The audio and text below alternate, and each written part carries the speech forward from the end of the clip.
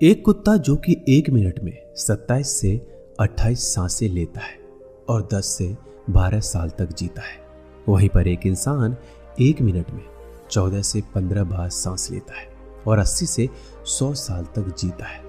लेकिन एक कछुआ जो कि 1 मिनट में सिर्फ 5 से 6 बार सांसें लेता है और 500 से 600 सालों तक जीता है।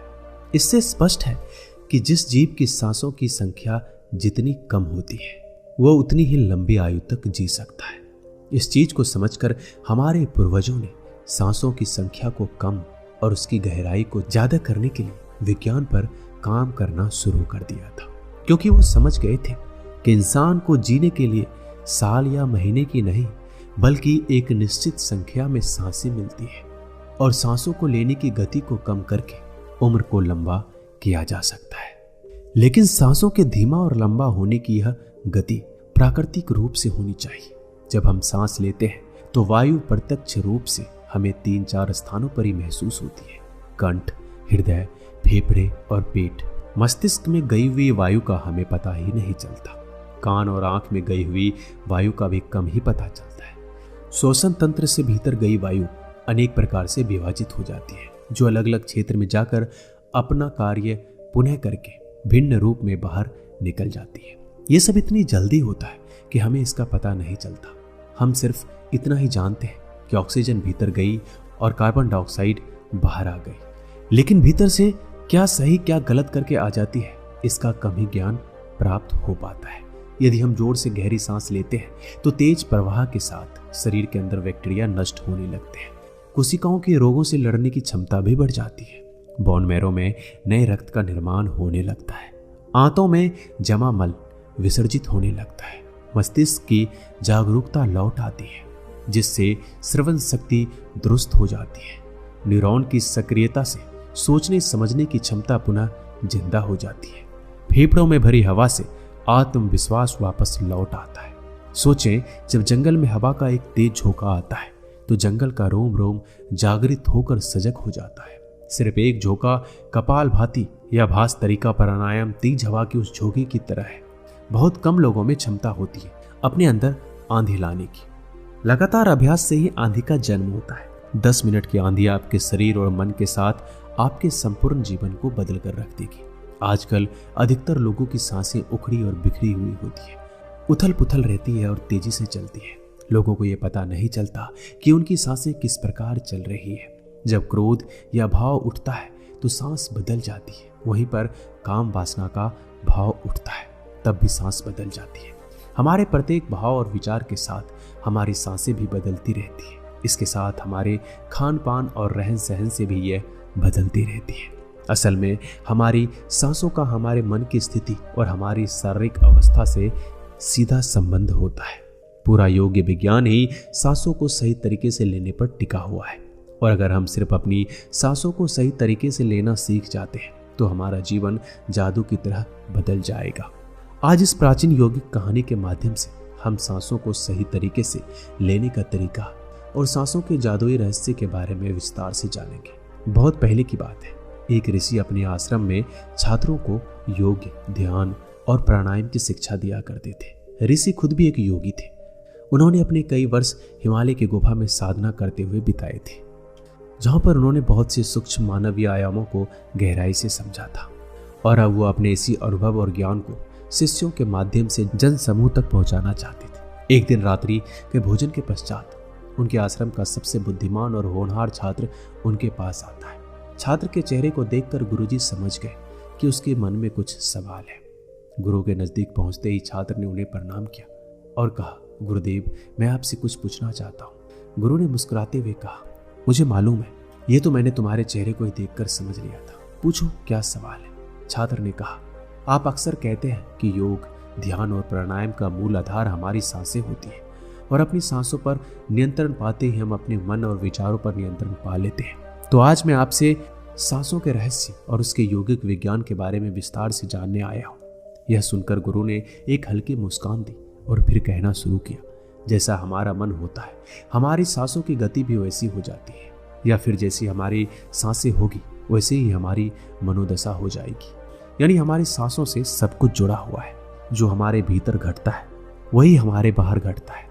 हर घटना हमारी सांसों से गहरा संबंध रखती है। मतलब कि अपनी सांसों की गति पर नियंत्रण करके अपने मन और विचारों पर नियंत्रण कर सकते हैं। अगर तुम किसी सच्चे योगी या साधक को ध्यान से देखो तो तुम्हें उसके चेहरे पे एक गजब का ठहराव दिखेगा। एक सच्चा योगी बुरी से बुरी परिस्थिति में भी खुद को स्थिर और शांत रख सकता है। एक योगी अपने भावनाओं को नहीं दबाता, बल्कि वो अपनी सांसों पर नियंत्रण हासिल कर सकता है, और सांसों को नियंत्रित करते ही वो अपने मन पर नियंत्रण पा लेता है। और जिस आदमी का मन उसके नियंत्रण में हो, उसके पास उसके सभी समस्याओं का समाधान है। गुरु ने छात्र की तरफ इशारा करते हुए कहा, तुमने कुछ योगियों के बारे में सुना होगा। वो 150, 200 या फिर 300 सालों तक जीते हैं। आखिर वो इतने लंबे समय तक खुद को जीवित कैसे रख पाते हैं? असल में उनका नियंत्रण अपनी सांसों पर होता है, जिसे प्राण ऊर्जा भी कहते हैं।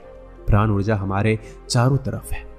इसे कितनी मात्रा में लेना है और छोड़ना है, ये एक योगी अच्छी तरह से जानता है। वो इस काम पर बहुत हद तक महारत हासिल कर लेता है, इसलिए वो प्राण ऊर्जा का उपयोग करके अपनी जरूरत के हिसाब से कर सकता है।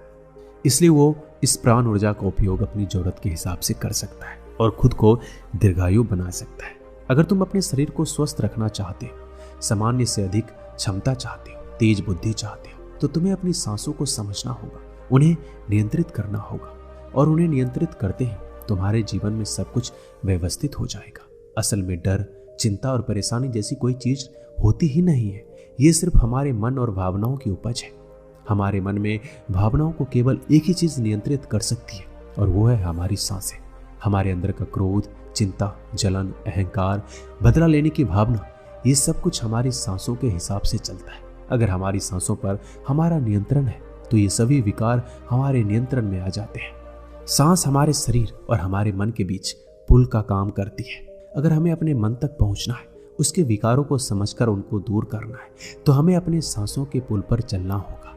हमें अपने सांसों के जरिए अपने मन तक पहुंचना होगा, और एकमात्र यही रास्ता है अपने मन को समझाने का।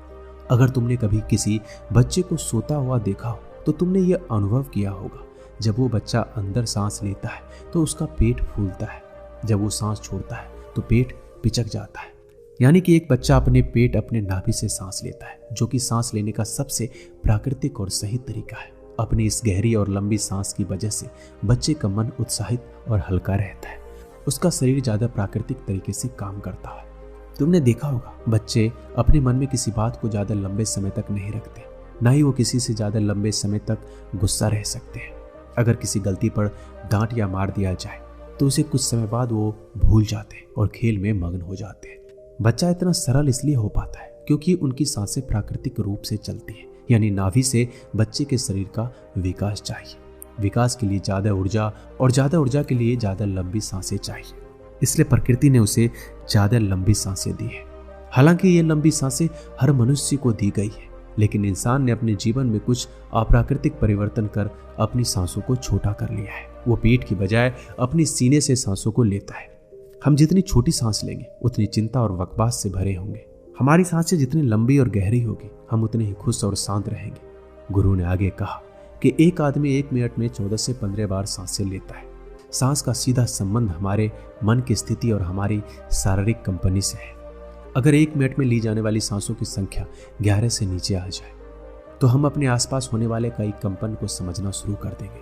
यानी जानवरों की आवाजें हमारे लिए स्पष्ट हो जाएगी। तुमने सुना होगा कि शेर और बाघ जैसे खूंखार जानवर भी कुछ योगियों के सामने आते ही पालतू बिल्ली की तरह व्यवहार करने लगते हैं। ऐसा इसलिए हो पाता है क्योंकि उन योगियों ने अपनी सांसों की संख्या को कम करके जानवरों की आवाजें और उनकी भावनाओं और कंपनों के साथ एक संवाद स्थापित कर लिया है। अगर 1 मिनट में ली जाने वाली सांसों की संख्या 9 से कम हो जाए तो पेड़ और वनस्पति जो कार्य कर रहे हैं वो समझना हमारे लिए आसान हो जाएगा। अगर हमारी सांसें 1 मिनट में 6 से कम हो जाती है तो बेजान चीजें कैसे काम करती है ये समझना हमारे लिए आसान हो जाएगा। बेजान चीजों की कंपन और उनसे जुड़ी दुनिया हमारे लिए स्पष्ट हो जाती है। दूसरे शब्द में कहा जाए तो ब्रह्मांड की प्रकृति समझी जा सकती है, और ऐसी स्थिति पर पहुंचकर बहुत से योगी और ऋषि मुनि ब्रह्मांड के रहस्यों और उनमें घटने वाली घटनाओं की भविष्यवाणी कर देते हैं। हमारा शरीर जितना स्थिर होगा हम उतना ही कम सांस लेंगे। अगर हम अपने पूरे शरीर को स्थिरता के एक निश्चित स्तर पर ले जाएं, बहुत तेज सांस ना लें तो हमारा बोध बढ़ता चला जाता है। लेकिन दोस्तों, योग विज्ञान के अनुसार एक साधक अपनी सांसों पर नियंत्रण करके ऐसी बहुत सी चीजें कर सकता है जो साधारण इंसानों के जीवन से परे है। योगिक परंपरा में ये कहा जाता है कि अपनी सांसों को घंटों तक रोककर एक आदमी एक नए मानवीय आयामों का अनुभव कर सकता है। ऐसी बहुत सी बीमारियां जो जानलेवा हो सकती है या जिनका कोई इलाज नहीं है, उन्हें केवल अपने मन और दिमाग पर नियंत्रण कर ठीक किया जा सकता है। अपनी सांसों पर नियंत्रण करके व्यक्ति एक ऐसी मानसिक स्थिति तक पहुंच सकता है जहां जीवन में आने वाले उतार चढ़ाव से परेशान नहीं कर सकेंगे। कुछ लोगों को ये बातें कहानी लग सकती है, क्योंकि आमतौर पर लोग ऐसा नहीं करते। कोई भी चीज जिस पर उन्हें यकीन नहीं होता उसे अंधविश्वास कहकर नकार दिया जाता है। लेकिन पौराणिक योगिक परंपराओं को पालन करने वाले लोग ऐसी बातों का दावा करते हैं। उन्हीं लोगों में से एक है स्वामी रामा। स्वामी रामा हिमालय की गुफा में रहते थे। उन्होंने बचपन से ही योग की प्रणालियों का अभ्यास करना शुरू कर दिया था। 1970 में स्वामी रामा एक अमेरिकन रिसर्च लेबोरेटरी में गए। अपनी सांसों पर नियंत्रण करके उन्होंने अपने दिमाग और मन की वो जब चाहे जितने समय के लिए चाहे अपने सांस, ब्रेन वेव्स, हृदय की धड़कन और शरीर में बहने वाले खून को रोक देते थे। लेबोरेटरी में मौजूद डॉक्टर्स ने स्वामी रामा के शरीर पर रिसर्च की और उन्हें मृत घोषित कर दिया। लेकिन इस अवस्था में भी स्वामी रामा सब कुछ महसूस कर सकते थे। यह देखकर वहां मौजूद रिसर्च की टीम दंग रह गई थी। साथ ही स्वामी रामा अपने शरीर में अपनी मर्जी से ट्यूमर की ग्रोथ को घटा और बढ़ा भी सकते थे। रिसर्च की जिस टीम को हिमालयन योगियों के सारे दावे अंधविश्वास और पाखंड से भरे लगते थे, वो अचानक से इन्हें इनर साइंस प्रतीत होने लगे थे। एक भीतरी विज्ञान जो साधारण मनुष्य की कल्पना से भी परे है। सांसों को ध्यानपूर्वक लेना एक प्राचीन योगिक टेक्निक है। एक योगी जिसने अपनी सांसों पर नियंत्रण हासिल कर लिया है, वो जब चाहे अपनी सांसों को रोक सकता है। स्वामी रामा के अनुसार अगर आप अपनी सांसों को समझ गए तो आपके शरीर में होने वाली वो बीमारियां जिनका इलाज आज मेडिकल साइंस के पास भी नहीं है, सांसों के माध्यम से उन्हें ठीक किया जा सकता है। श्वास के गुड रहस्यों को समझने के बाद में स्वामी रामा ने अपने कुछ साथियों के साथ मिलकर एक किताब भी लिखी है जिसका नाम है साइंस ऑफ डेथ। गुरु ने आगे कहा, जब सांसें विचलित होती है तो मन स्थिर हो जाता है, लेकिन जब सांसें शांत होती है तो मन भी स्थिर हो जाता है और योगी दीर्घायु हो जाता है। इसलिए हमें अपने श्वास पर नियंत्रण करना चाहिए। गुरु ने शिष्य की आंखों में देखते हुए कहा, तुम्हें क्या लगता है, क्या तुम जितनी लंबी सांसें अंदर लेती हो उतनी ही लंबी सांसें बाहर निकालते हो? नहीं, समान स्थिति में हम जो सांसें अंदर लेते हैं उसकी लंबाई 10 अंगुल होती है और सांसें बाहर निकालते समय इसकी लंबाई 12 अंगुल हो जाती है। और यहाँ एक अंगुल का मतलब एक उंगली मोटाई से है। हमारे रोजमर्रा की जिंदगी में कुछ काम ऐसे होते हैं जिन्हें करते समय जितनी लंबी सांसें अंदर जाती है उससे कई गुना लंबी सांसें बाहर जाती है। भोजन करते समय बाहर निकलने वाली सांस की लंबाई 16 से 17 अंगुल होती है। तेज चलते समय इनकी लंबाई 22 से 24 अंगुल हो जाती है। दौड़ते समय निकलने वाले सांसों की लंबाई 45 से 50 अंगुल तक पहुंच जाती है। संभोग करते समय 50 से 60 और सोते समय नींद में बाहर निकलने वाले सांसों की लंबाई 60 से 70 अंगुल तक पहुंच जाती है। इसलिए हमारे शास्त्रों में काम और क्रोध पर नियंत्रण रखने की बात कही गई है, क्योंकि ये हमारे प्राण शक्ति को छीन कर देती है। श्वास को इंसान की प्राण शक्ति भी कहा जाता है। जब एक 200 वर्ष के व्यक्ति से उसकी लंबी उम्र का राज पूछा गया तो उसने 2 चीजें बताई। पहला, नाभि तक भरपूर सांस लें और दूसरा, रीढ़ की हड्डी को हमेशा सीधी रखें। साधारण से लगने वाली ये दोनों बात योग और प्राणायाम की दृष्टि से बहुत महत्वपूर्ण है। असल में शरीर के अंदर जाने वाले सांस की लंबाई कम और बाहर निकलने वाली सांस की लंबाई ज्यादा होती है। अगर किसी तरीके से बाहर निकलने वाली प्राण वायु की लंबाई को कम कर दिया जाए तो लंबी उम्र को प्राप्त किया जा सकता है। और सौर शास्त्र के अनुसार यदि बाहर निकलने वाली वायु की लंबाई 1 अंगुल कम हो जाए तो व्यक्ति निष्काम हो सकता है, यानी उसके अंदर काम वासना खत्म होने लगती है। 2 अंगुल कम होने से आनंद की प्राप्ति होती है। 3 अंगुल कम होने से लेखन शक्ति बढ़ती है। 4 अंगुल से वाक सिद्धि प्राप्त होती है। 5 अंगुल से आदमी को दूरदृष्टि प्राप्त होती है। 6 से 7 अंगुल कम होने से साधक के अंदर अति तीव्र गति से चलने की शक्ति आती है और वो कुछ ही पलों में एक स्थान से दूसरे स्थान पर पहुंच सकता है। 8 अंगुल कम होने से साधक को 8 सिद्धियां प्राप्त हो जाती है। पवन पुत्र हनुमान को 8 सिद्धि नवनीत के दाता इसलिए कहा जाता है क्योंकि उन्होंने 8 सिद्धियों को प्राप्त कर रखा है। ये 8 सिद्धियां हर इंसान में होती है, बस जरूरत है इन्हें जागृत करने की। बाहर निकलने वाली सांसों की लंबाई 12 अंगुल कम होने पर योगी को इच्छा मृत्यु प्राप्त हो जाती है। फिर वो जब चाहे तब तक खुद को जीवित रख सकता है। लेकिन ये सारी सोई हुई शक्तियां केवल तभी जागृत होती है जब मन में इन्हें जागृत करने की तीव्र अभिलाषा हो। और मन का स्थूल रूप श्वास है यानी सांसें। इसलिए सबसे पहले सांसों पर नियंत्रण करना जरूरी है। भगवान शिव पार्वती को बताते हैं कि रात में ईड़ा नाड़ी और दिन में पिंगला नाड़ी को रोकने में जो सफल होता है वही असल में सच्चा योगी होता है। इस वीडियो में आपने बहुत कुछ सीखा होगा। मिलते हैं अगली वीडियो में। धन्यवाद।